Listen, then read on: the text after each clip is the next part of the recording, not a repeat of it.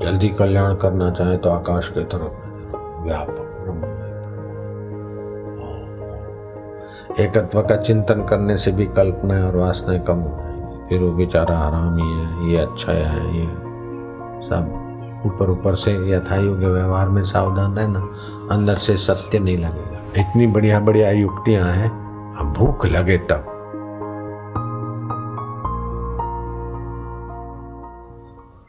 लक्ष्मण जी ने पूछा श्री राम जी से, प्रभु आप प्रसन्न वदन हैं, आप ही पूछते हैं कि लक्ष्मण क्या पूछना चाहते हैं। तो हो ही जब संत अनुकूल, आप संतों के संत है, प्रसन्न है। तो मेरा सवाल है कि आपकी माया दुस्तर है, वो माया कहाँ रहती है, कैसी?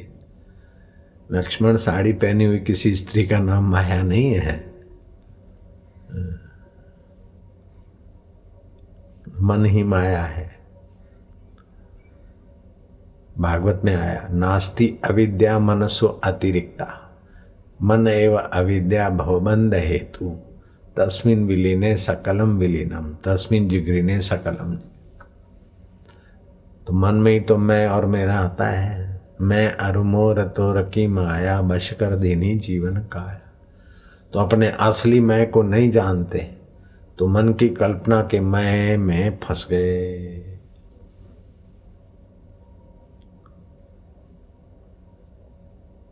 जैसे बंदर अपनी मुट्ठी से सकड़े बर्तन में फंस मारता है, तोता वो ऐसे नाले पे बैठता, वो घूम जाती तो वो पंजों से पकड़ लेता, अब समझता मैं पकड़ा गया, चीखता चिल्लाता है, लेकिन उसको छोड़ता नहीं मानसी को। ऐसे ही हम चीखते चिल्लाते, लेकिन शरीर की ममता को नहीं छोड़ते। शरीर की ममता हुई तो फिर संबंधों की अहंता। ये सूक्ष्म शरीर तो, स्थूल शरीर तो बूढ़ा हो जाता है, सूक्ष्म शरीर की वासना फिर प्रेतों के भटकाती। तो फिर 12वां करो, तब भी अगर कहीं रह गया तो फिर हर वर्ष उनका श्राद्ध आदि करो। फिर पितरलोक में रहे तो आपका 1 साल बीतता है, वहाँ 1 दिन होता है। तो पितरलोक में वो पितर 100 साल तक रह सकते हैं। अब जैसी जिसकी वासना और कर्म, तो आप तर्पण आदि करो तो आपको त्याग और दान का फल हो जाए और उनको तृप्ति हो जाए, और समाज में आपके धन और वस्तु का वितरीकरण हो जाए। पंडा को, ब्राह्मण को श्राद्ध के निमित्त, डांस और डिस्को के निमित्त और वाइन के निमित्त खर्च करने की अपेक्षा तो ये तो बहुत अच्छा है।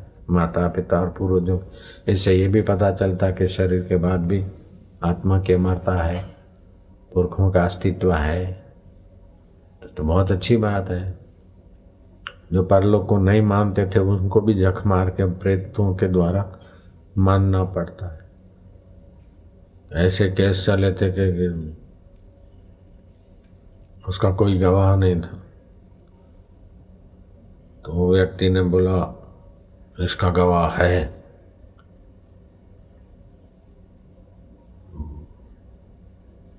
बोले कौन गवाह है? तो वो जिसकी हत्या हो गई थी वो आदमी के टोन में वो बोला, मैंने वो पढ़ा है लेख में कि बे वो ही गवाह है, फलानी तारीख गवाही देगा। जजों के बीच फलानी तारीख हुई तो उस व्यक्ति ने कहा कि हाँ वो अभी आते हैं। तो धड़ाक से कुछ कोर्ट में आवाज हुई आने की, और कोई छाया पुरुष जैसा दिखा न्यायाधीश को और सारी कोर्ट को, और वो बोला।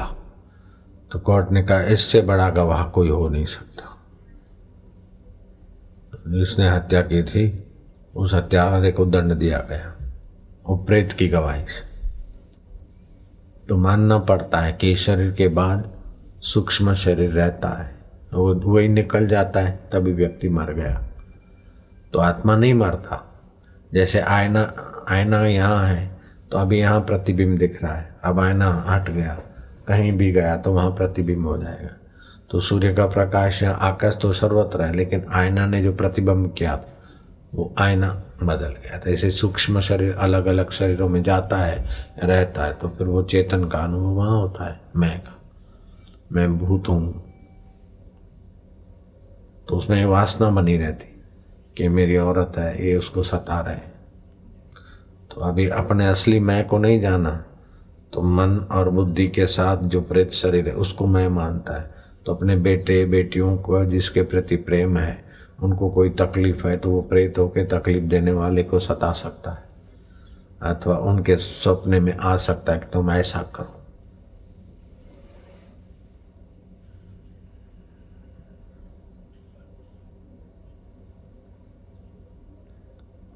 ये करा फिर क्या हो गया, फिर उनकी तकलीफ सदा के लिए तो नहीं मिटी। जब तक असली मैं को, परमात्मा मैं को नहीं जाना, तब तक कितने भी पिता, कितने भी माता बच्चों की तकलीफें मिटा मिटा के मर गए, लेकिन संसारी लोग तो तकलीफ में अभी भी हैं। हमारे पिता मरते दम तक बोलते अरे भगवान और कुछ नहीं, बेचारे आंसू का थोड़ा हो जाए ना। मेरे को आंसू मतलब आंसू बोलते थे। 8-10 साल का बच्चा है, कितना अच्छा है, कैसा सीधा ये, खाली ये जरा अपना संभाल ले, अपने पैर पे आ जाए तो फिर मेरे को ले जाए। तो माँ को बोलते थे मेरे को, और तो कोई सब ठीक है, बाकी इस बच्चे की चिंता है। अब चिंता कर करके मरो, चाहे ईश्वर पे छोड़ के चलो। इतनी चिंता कि हमारे को तो उनकी चिंता के फल में तो कुछ नहीं मिला। जो कुछ माल मिलकत वो हमारे हिस्से की देना करना चाहते थे, वो तो हमारे काम में ही चल दिया अंदर ले। फिर भी कोई टोटा नहीं रहा कि समष्टि का मैं तो मौजूद है। एक अंतःकरण दूसरे एक घड़ा दूसरे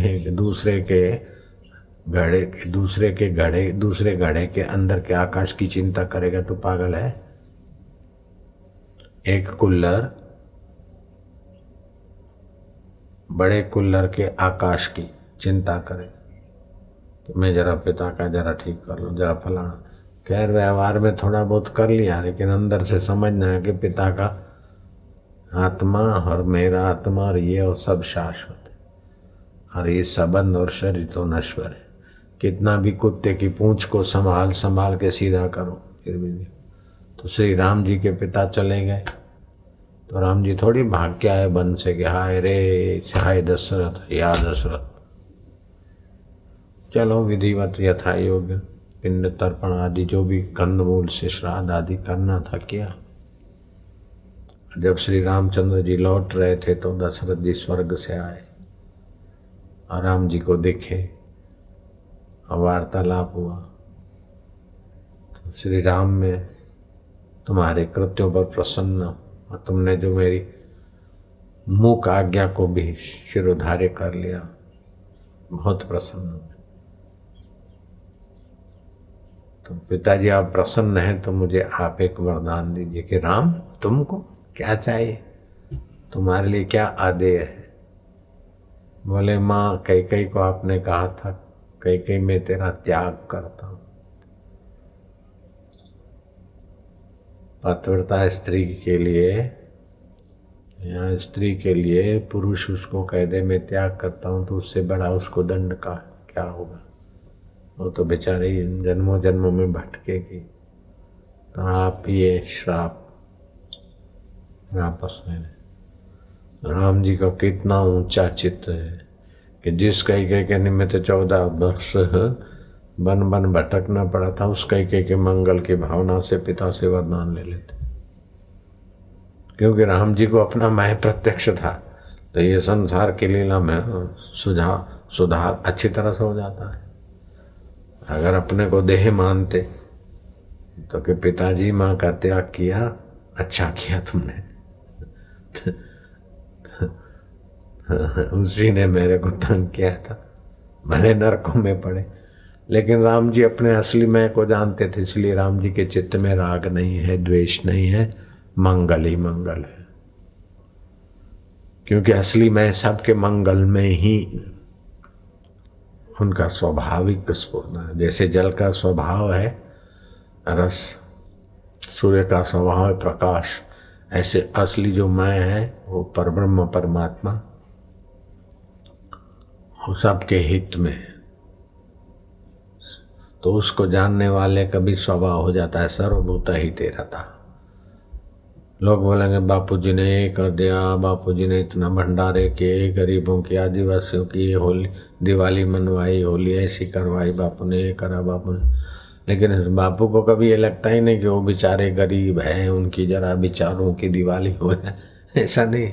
जैसे आपका कोई अंग है, तो कोई कमजोर अंग है, तो चलो भाई घेटी के दूध की मालिश करो, फ्रैक्चर हो गया है तो अब बेचारा को फ्रैक्चर हो गया है कर कहीं जब ऐसा हो गया तो ठीक कर दिया, तो आप सोचते रहते क्या इधर को बेचारे को ठीक कर दें, वो हो गया तो हो गया।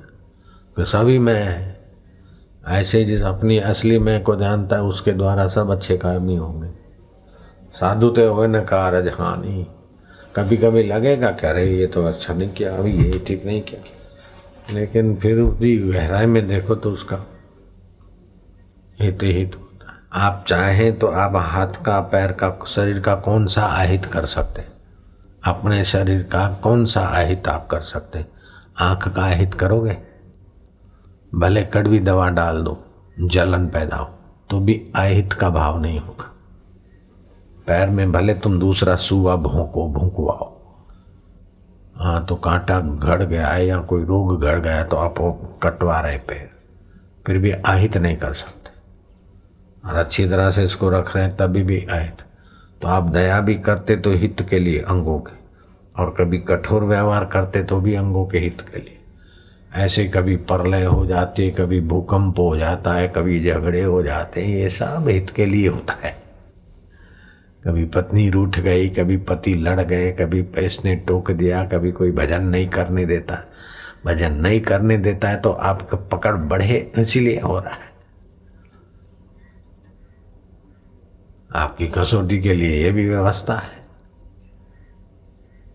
और आपका मन माना भजन है, मैं आप रोको नहीं, जाओ गुरु के पास तो आपको भजन की रीत मिले। बापू जी अब ऐसा मैं भजन करता हूँ, मेरी पत्नी विघ्न डालती, शोर करवाती, ऐसा करती वैसा करती,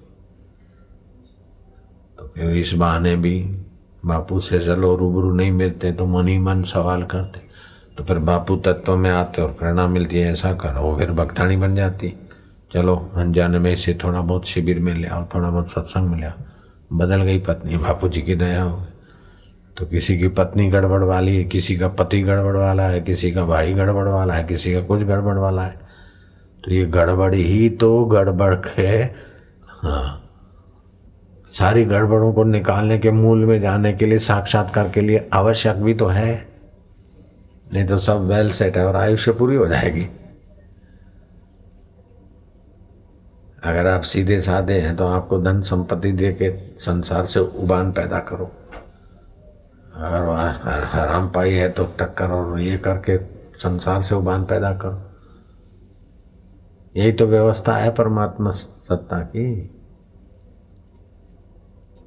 जो हुआ अच्छा हुआ, जो हो रहा है अच्छा है, जो होगा वो भी अच्छा होगा, ये नियम पक्का है सरकार का।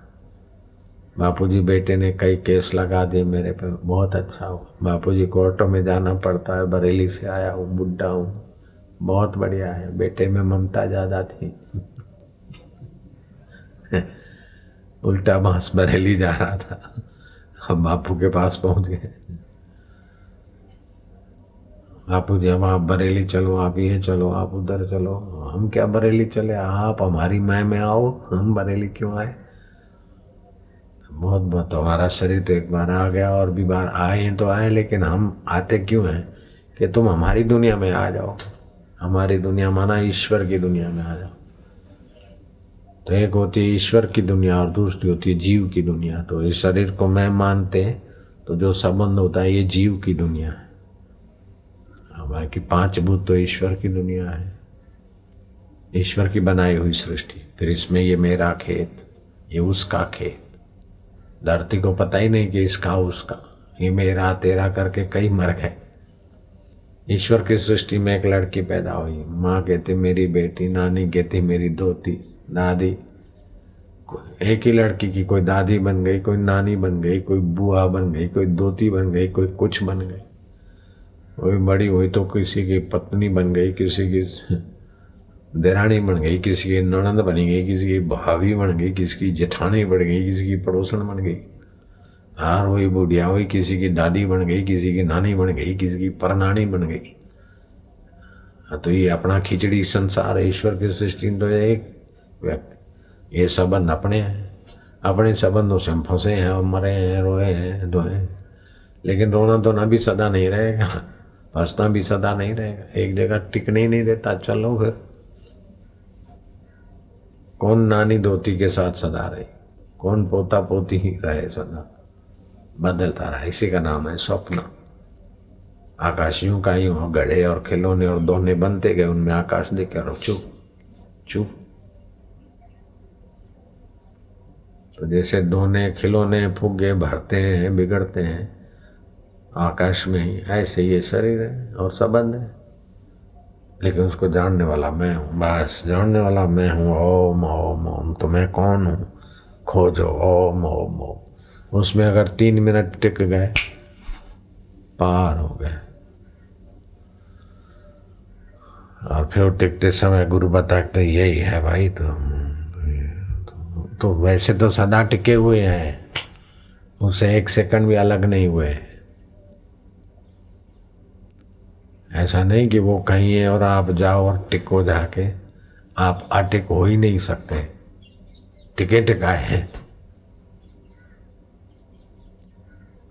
लेकिन ये मन जानता नहीं, इसलिए भटकता है। टिके टिकाए। आप ईश्वर में पैदा हुए, ईश्वर में रह रहे हैं और ईश्वर में ही मरेंगे। तो बताओ ईश्वर से अलग कब हुए? पानी के जीव पानी में पैदा हुए, पानी में खेल रहे हैं, लड़ रहे हैं, जड़ रहे हैं, मिल रहे हैं, शादी विवाह बच्चे कर रहे हैं और पानी में समाप्त हो जाते। ऐसे ही असली पर ब्रह्म परमात्मा में सारे पैदा हुए हैं, दिख रहे हैं, खेल रहे हैं और फिर उसी में आकृतियाँ लीन हो रही है, फिर दूसरी आकृतियाँ बन रही है।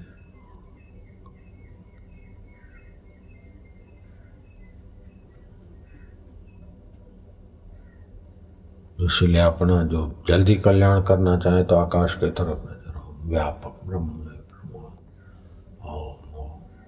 एकत्व का चिंतन करने से भी कल्पनाएं और वासनाएं कम हो जाएगी। फिर वो बेचारा हरामी है, ये अच्छा है, ये सब ऊपर ऊपर से यथा योग्य व्यवहार में सावधान रहना, अंदर से सत्य नहीं लगेगा।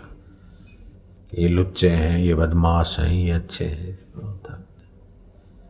ये सब संस्कार भिन्न भिन्न हैं। जो अच्छे लगते हैं वो कभी बदमाश भी दिखते हैं, जो लुच्चे हैं वो कभी अच्छे भी हो जाते हैं। तो चित्त की वृत्तियाँ ही हैं और क्या है। इसलिए ज्ञानी किसी से द्वेष नहीं कर सकते, किसी से राग भी नहीं कर सकते। तो ज्ञानी तो नाराज हो जाते हैं। हाँ, अदृढ़ राग द्वेष विदुषानाम किम लक्षणम। ब्रह्मज्ञानी महापुरुष के क्या लक्षण कि अदृढ़ राग द्वेष, जैसे बहते पानी में लकीर, ऐसे है खबरदार आ जाइए, अच्छा ठीक है बढ़िया। इसको प्यार करते हैं, उसको डांटते हैं। लेकिन प्यार की लकीर और डांट की लकीर उनके चित्त पे गहरी नहीं होती। और आसक्त व्यक्तियों को तो मर जाएंगे फिर भी बदला लेने के लिए शिखंडी होके आएंगे। अम्बा अंबिका, वो सूक्ष्म शरीर फिर भटकता गर्भ में से ठीक करूं, तो बदला लेने के लिए फिर क्या झक मार लिया, हो तो गया सपना, वो भी शरीर तो नहीं रहा। इसलिए किसी से बदला लेने की भावना न करो। किसी को टोटे चबाने की बजाय खीर खांड खिलाओ और आप प्रसन्न हो। अपने चित्त की व्यापकता रखो, ज्ञान का आश्रय रखो, समता का आश्रय रखो, सद्गुरु के अनुभव को अपना अनुभव बनाओ, कृष्ण के अनुभव को अपना अनुभव, राम जी के अनुभव को अपना अनुभव, शिव जी के अनुभव को अपना अनुभव। अब श्री कृष्ण है, श्री राम है, अम्बे माता है, शिव जी हैं, गुरु जी हैं, ये आकृतियाँ अलग अलग है, लेकिन है आपका मैं का मैं।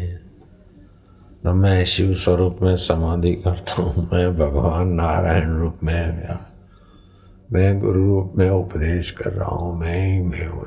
इस प्रकार का चिंतन प्रेम पूर्वक भी काम कर देगा। बोलो, इतनी बढ़िया बढ़िया युक्तियां हैं। अब भूख लगे तब ये शाश्वत खजाने की भूख लगे। अभी थोड़ी देर शरीर अन्न जल के तरफ खींचेगा, इंद्रियां स्वाद के तरफ खींचेगी, कल्पनाएं कर्तव्य के तरफ खींचेंगे आप। बापू जी का आज बहुत ऊंचा सत्संग था, बहुत बढ़िया था। बस टाइटल दे दिया, बापू जी बेचारे बहुत अच्छे, बड़ा पर बापू जी। अरे यार ठीक है, कोई कुछ कल्पना के घोड़ों पे रवाना हो जाएंगे। लगन हो तो फिर इसमें लग जाए बाहर।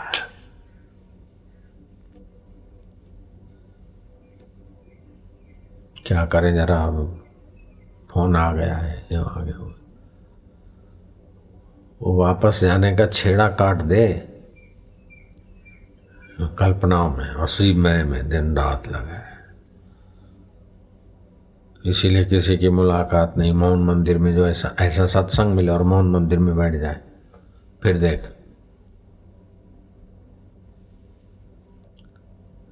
क्योंकि उल्टा चिंतन पुराना है और उल्टा चिंतन जरा सुना फिर उल्टे के प्रवाह में चले गए। इसीलिए साक्षात्कार कठिन है, नहीं तो कोई कठिन नहीं। तो बोले फिर ध्यान भजन करें, मौन मंदिर करें, ये तो सब नश्वर है, तो नश्वर से शाश्वत क्या मिलेगा?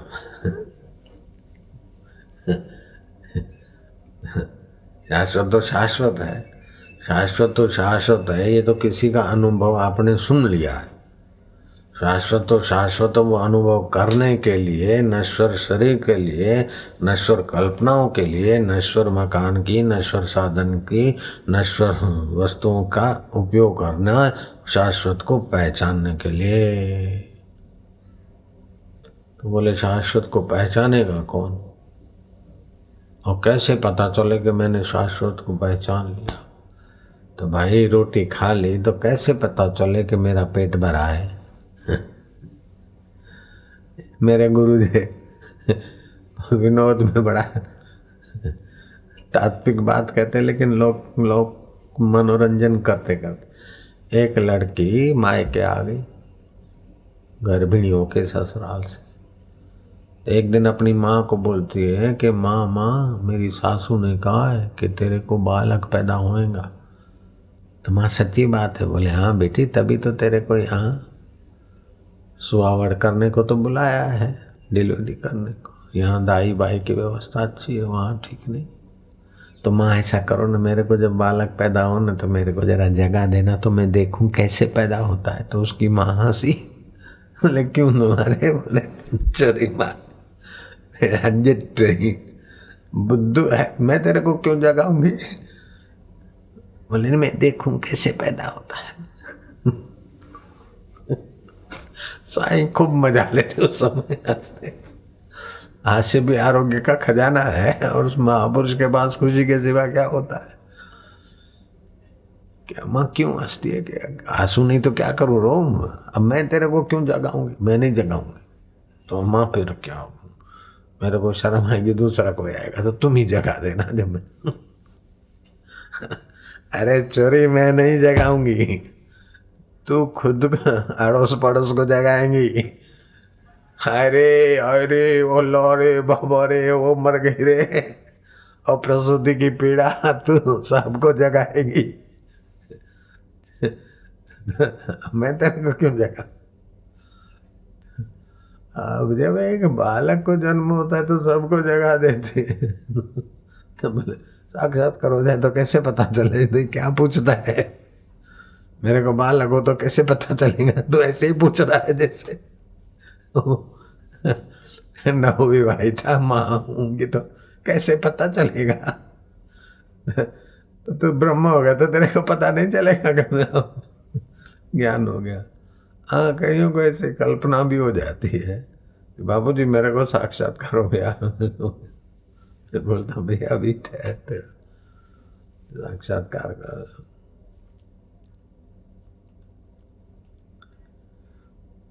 उसमें साक्षात्कार में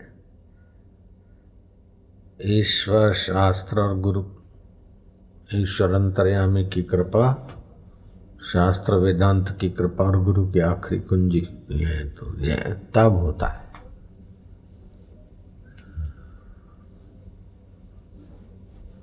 निसंदेह गुरु करेंगे आखिरी।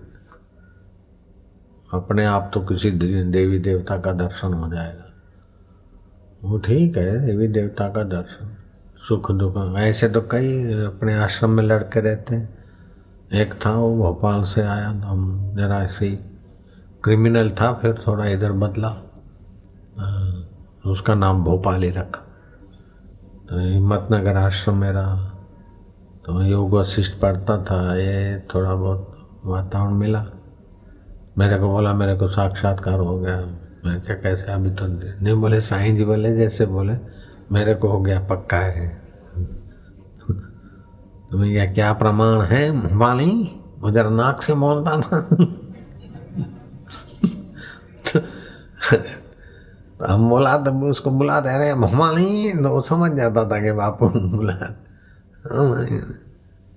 कैसे हुए साक्षात्कार तेरे? वो बोले जैसे साईं जी होते हैं, सुबह अपनी मस्ती में रहते हैं, यहाँ 11 बज जाते हैं, मैं अपने कमरे में रहता हूँ, मस्ती में रहता हूँ। कुछ भी भूख प्यास या कोई भी सब्जी रोटी मिले तो उसी में, ऐसा नहीं कि ये खाऊँ एक।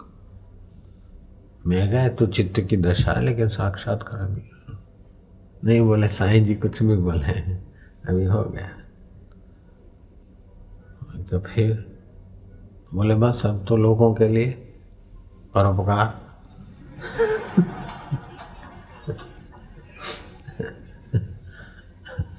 अब परोपकार तो हमने भेज दिया सेवा में, चलो करो परोपकार। हमको तो पता था कि परोपकार करके क्या करेगा वो। ये साक्षात्कार नहीं है, एक थोड़ा बहुत मन की थोड़ी ऊंची अवस्था आ गई, वो तो मन है, फिर नीचे आ जाएगी। मन से परे जाना है, बुद्धि से परे जाना है, इंद्रियों से परे जाना है भाई।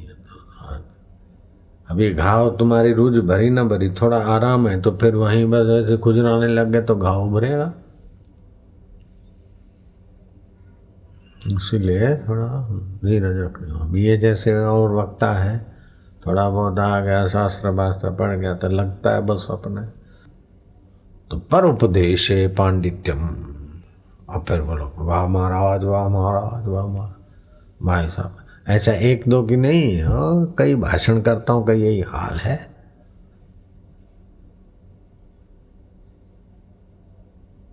कोई विरले होंगे, उनको प्रणाम है, नमस्कार। काम क्रोध लोभ मोह अहंकार मत्मात्सर्य ये शत्रु हैं जीव के। ऋषि दयानंद कहते थे कि ऐसा सब जानते और उपदेश भी कई करते, लेकिन जो उनसे बचे हैं, उनसे अपने को पृथक जान लिया, उनको मेरा प्रणाम है। इसको बोलते हैं साक्षात्कार। तस्य तुलना के न जाए थे, उसकी तुलना किससे करोगे? इसलिए ज्ञानी की गति ज्ञानी जाने, धीरा की गति धीरा जाने। जब कछु काल करे सत्संगा, तब होए भव भेद भरम भव भंगा। मेरे गुरुदेव कुछ काल ऐसा ऊंचा सत्संग करे, फिर नित्य ध्यासन करे, तो पुराने संस्कार को उखाड़ने की ताकत उसमें। अभी तुम श्रवण कर रहे हो, फिर इसी बात का बार बार मनन करके इसी में लगे, तो ये हो गया मनन। मनन करते करते उसी में तुम शांत होते गए, आनंदित हो गए। तो ऐसा करो, तो उसको बोलते हैं नित्याध्यासन। नित्याध्यासन पुराने जीव भाव के संस्कारों को और विकारों को काटता है। तो श्रवण तो आपको मिलता है, लेकिन भूख नहीं है तो मनन नहीं करते, मनन दूसरी बातों का कर लेते। तो जितना सुनाओ उससे 100 गुना मनन, और उससे 100 गुना नित्याध्यासन करें, साक्षात्कार हो जाए।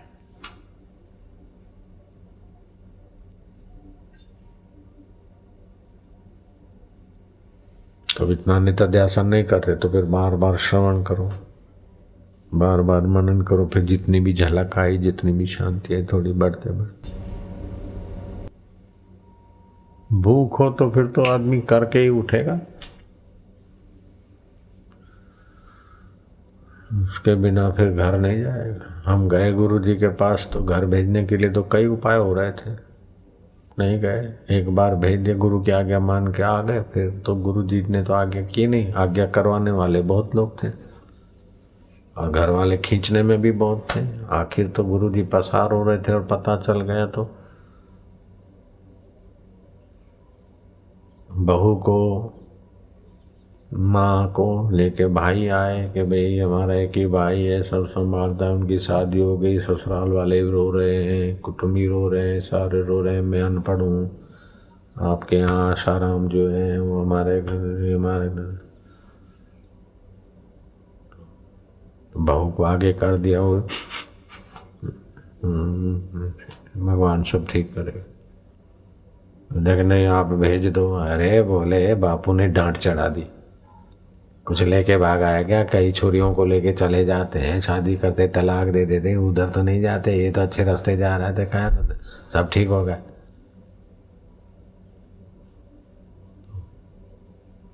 तो बापूजी ने देखा कि इनको भेजेंगे तो वही फंसाएंगे और क्या करेंगे, तो कर्म लेडी बनाएंगे।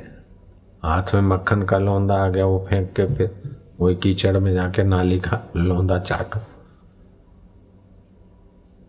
तो हमारी दृढ़ता देखी बापू ने, नहीं तो कईयों को घर भेज दिया, जाओ भाई घर में रह के भजन करो। हमको भी एक बार तो भेज ही दिया था, फिर देखा कि इनको भेजने लायक नहीं। ऐसे राम जी ने भी किया, सुग्रीव को बोला जाओ विवाह करो, और विभीषण को बोला जाओ राज्य करो। तो उनमें ये वासना थी जगत की। हनुमान जी को थोड़ी बोला जाके राज्य करो या जाके विवाह करो, रहो। तो जय राम लक्ष्मण जान की जय बोलो, सुग्रीव भगवान की कभी सुना क्या? राम लक्ष्मण जान की जय बोलो, फलाने की नहीं, जय बोलो हनुमान की। हनुमान को कदर थी नित्याध्यासन की, राम तत्व को, राम के मैं को अपने मैं में, अपने मैं को राम के मैं में जानने की तड़प थी, तो कितनी तत्परता से सेवा करते थे। तो ये ठग लोगों के लिए साक्षात्कार नहीं, इंद्रिय लोलुप के लिए साक्षात्कार नहीं। जो शरीर को और अपनी वासना को बचाए रखना चाहता है उसके लिए ईश्वर प्राप्ति का रास्ता कठिन हो गया। नहीं तो ईश्वर प्राप्त, वास्तव में प्राप्ति ही ईश्वर है, बाकी सब प्रतीत हो रहा है कि ये मिला, ये मिला, ये मिला। अब मेरे को हार मिल गया, मेरे को घड़ी मिल गई, लेकिन कब तक चिपके रहेगी?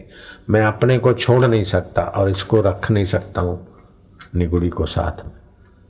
बोले बापू रख दो साथ में, शरीर साथ में नहीं रहेगा तो ये कब तक साथ में रहेगी? और रात को नींद में तो छोड़ना ही पड़ेगा, लेकिन नींद में अपने को, अपनी मैं को छोड़ता हूँ क्या? इतना अपनी मैं देखा अपने आप को, मेरा दिल दीवाना हो गया, ना छेड़ो मुझे यारों, में खुद पे मस्ताना हो गया। अब स्वर्ग मिले तो सुख मिले, ये मिले तो सुख मिले, यहाँ जाऊँ तो सुखी हो जाऊँ, तीर्थ करूँ तो सुखी हो जाऊँ, ये करूँ तो सुखी हो जाऊँ, अथवा एक न करूं तो सुखी हो जाऊं। दिल ने तस्वीरें हैं यार, जबकि गर्दन जो काली और मुलाकात कर ली, ऐसा अपना आप है। ओम ओम ओम ओम ओम ओम ओम। अब किसी से मिलना है तो चाहिए, अपने से मिलने में क्या देर लगेगी? मोहन से मिलना है, सुरेश से मिलना है, प्रेम जी से मिलना है तो हूँ तभी मिलूँ, या तो जाऊँ या तो बुलाऊँ। लेकिन मुझे आशाराम साईं से मिलना है मेरे को, तो कितनी देर लगेगी? अभी जड़ा कब हूँ। एक पंजाबी था सरदार, और दूसरा था मारवाड़ी, तीसरा था सिंधी और चौथा था यूपी का। वो चारों की पक्की दोस्ती थी, ऐसे लंगोटी यार। सरदार के यार होए न होए मैनू बंदे दा दर्शन करना सी। सिंधी बोले यार गाल तो सच्ची है, मुखे भी माण्हू सां मिलणो है। गुजराती के साची बात है, मारे पण मनुष्य ने मळવું છે। यूपी वाला बोलता है हम भी चाहते हैं कि एक मनुष्य से मिल ले, लेकिन क्या करें, भाग्य की बात, भगवान चाहेंगे तब मिलेगा। अरे चारों के चार पहले मनुष्य हो, बाद में सरदार सिंधी यूपी सीपी हो। जयराम जी की ऐसे ही पहले परमात्मा है, बाद में तुम मनुष्य हो, फलाने हो ढींगने। इतना निकट है, इतना सरल है।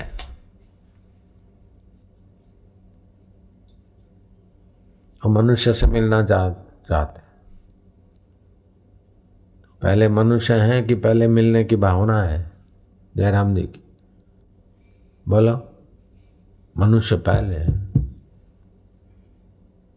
ऐसे ईश्वर पहले है। उस ईश्वर की सत्ता से ईश्वर को मिलने की इच्छा है, तो ये दूसरे मिलने की इच्छा के वो मिटाने के लिए ईश्वर से मिलने की इच्छा सराहनीय है, प्रशंसनीय है। तो दूसरे से हटते हटते हटते हटते फिर अपने यहाँ खोजते पहुंच जाएगा।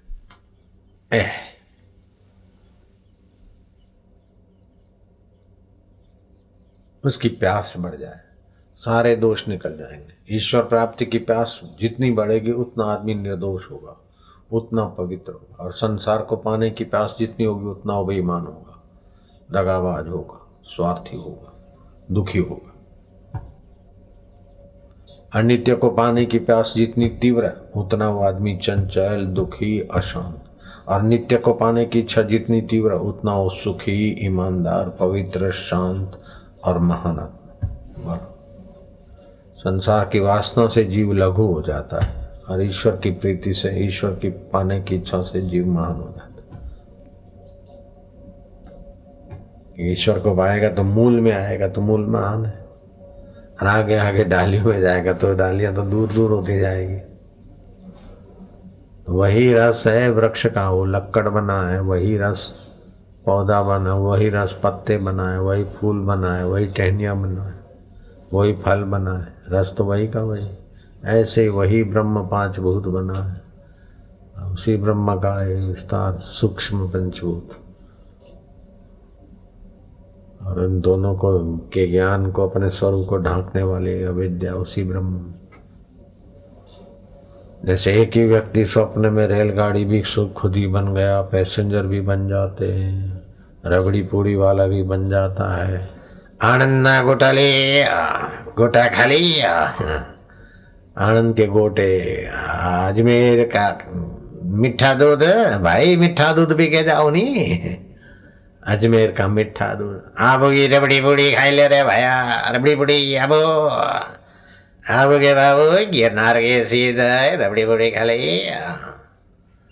कहाँ करिए आके भाई, चना चोर गरम बाबू में लाया मजेदार चना चोर गरम।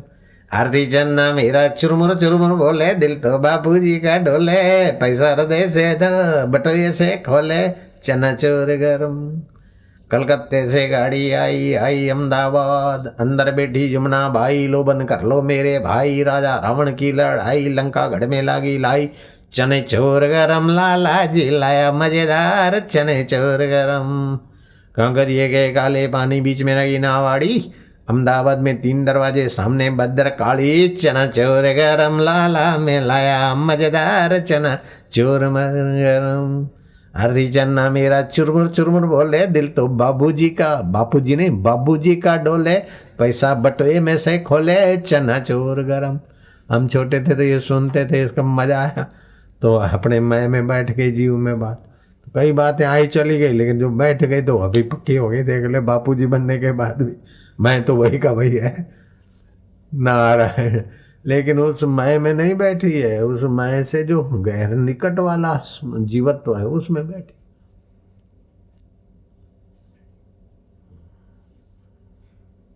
वैसे ही पढ़ाई लिखाई की कई बातें आई चली गई, लेकिन जो एकदम प्रियता से आई वो गहरी बैठी। ऐसे सत्संग प्रिय लगे तो गहरा बैठे, परमात्मा प्रिय लगे तो गहरा ज्ञान बैठे। देखो चना चोर गरम हल्की बात लेकर भी ऊंचा सत्य समझाने की रीत लाया, ताकि तुम्हारे मन को जरा थोड़ा मिल जाए चरपरा। अब करो हरि ओम हरि ओम हरि ओम हरि ओम हरि ओम हरि ओम हरि ओम हरि ओम। ओम शांति शांति। तो अपनी मैं को परमात्मा स्वरूप में जानने माने, इधर उधर के विचारों को, पदों को, सुखों को महत्व न दे, बस शाश्वत सुख की प्यास बढ़ती रहे।